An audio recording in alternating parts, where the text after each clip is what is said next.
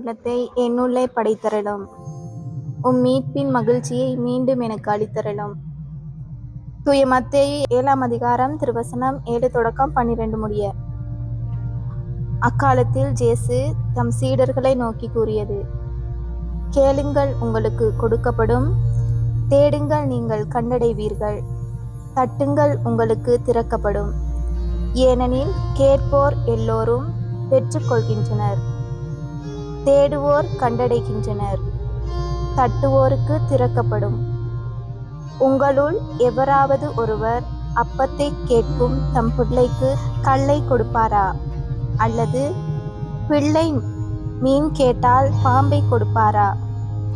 தீயோர்களாகிய நீங்களே உங்கள் பிள்ளைகளுக்கு நற்கொடைகள் அளிக்க அறிந்திருக்கின்றீர்கள். அப்படியானால் விண்ணுலகில் உள்ள உங்கள் தந்தை தம்மிடம் கேட்போருக்கு இன்னும் மிகுதியாக நன்மைகள் அளிப்பார் அல்லவா?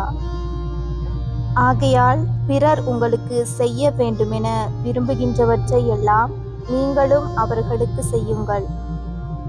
இறைவாக்குகளும் திருச்சட்டமும் கூறுவது இதுவே. இது ஆண்டவரின் அருள்வாக்கு.